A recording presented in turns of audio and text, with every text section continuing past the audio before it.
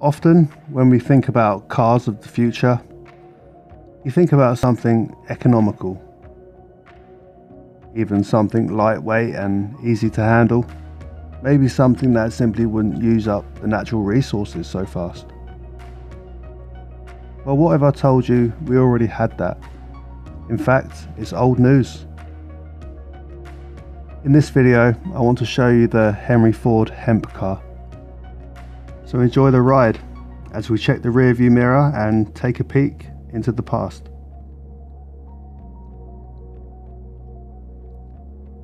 Welcome back to Damaged by Design. So the FORD HEMP CAR is something that is said to have been made illegal because it was simply too far ahead of its time, if that makes any sense. In the 1930s, Henry Ford, the father of the automobiles that many of us drive today, he questioned the long-term viability of steel-bodied, gasoline-powered cars, and he began researching alternatives.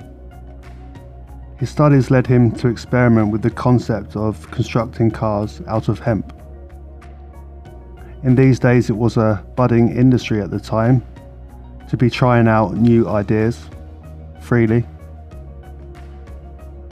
And after 12 grueling years of study, Henry Ford unveiled his ultimate product with the potential to change the environment as we know it. In 1941, a car constructed completely of hemp was presented. This thing could run not only on hemp fuel, but also vegetable oil. The original idea for this cannabis vehicle came from Henry Ford as a solution to the steel issues in the 1940s.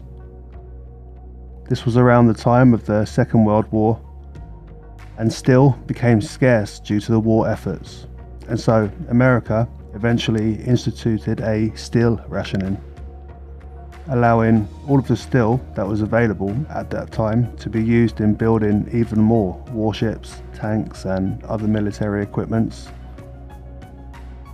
Steel from the auto sector was often taken away during this time to also fund the war efforts, and so Henry Ford created a car made completely of agricultural goods in an effort to get around this practical issue. Ford, who is said to have himself loved farming, saw a lot of possibilities in experimenting with various plants. He even created a few contemporary items as a result of his investigations.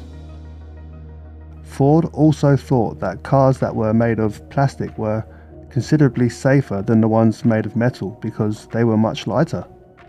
But lucky for us, the hemp car won that race.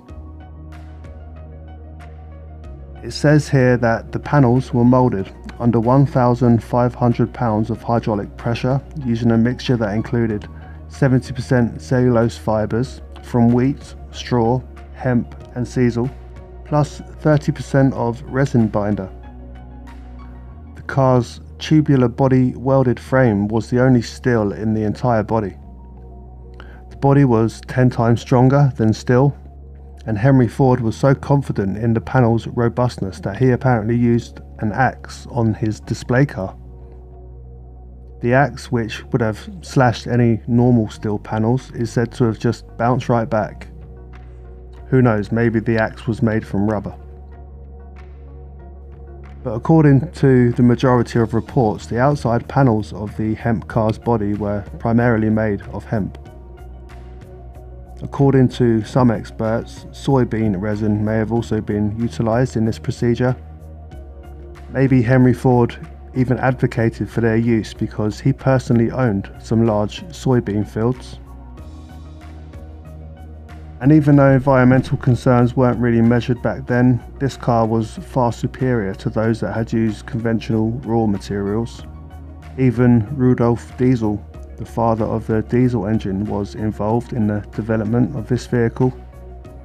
It's said that he created the engine from plastic and it ran on vegetable and seed oil such as hemp. Ford always envisioned vegetable oils as the future of oils, famously stating that there is enough alcohol in 1 year's yield of an acre of potatoes to drive the machinery necessary to cultivate the fields for 100 years. And no surprise, the original recipe no longer exists, which is one of the main reasons there isn't any more information on the hemp car in existence today. Personally, I'm sure it exists somewhere. Wherever the recipe does exist today, it would certainly have driven a lot of entrepreneurs to enter the market with a product that would have most certainly upset the odds. Something that the influential simply would hate to see. And so they took over the process, snatching the recipe books and leaving the hemp technology behind in the dust of history. So it's no surprise that the enormously wealthy and powerful petroleum sector and the ruling class at the time, they actively pushed to maintain alcohol taxes and to keep fuel prices high. And it seems that we're still repeating the same processes today. How's your fuel bill looking this week? And even the prohibition of alcohol and cannabis in the 1920s coincided with this. This vehicle was a tombstone to mark the end of the hemp-heavy project. Could Henry Ford have truly impacted the industry with this concept? I guess we'll never know. It's just another reason in the long list of reasons why this specific substance has been made to be demonized. But not surprisingly, the first hemp car that was featured in the original film clip, the car was destroyed. And unfortunately, it wasn't until later that the concept started to acquire popularity once more. But we already know that we can make so many things from hemp, as well as other organic substances. Is it really so impossible to think or to believe that this could be achieved, even back then? Do you think Henry Ford's idea was a true glimpse into our possible future? Could this too have been lost in time? Or was it all just a bunch of baloney?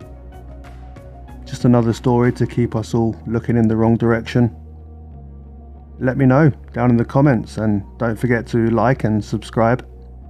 And until next time, it's goodbye from Damaged by Design.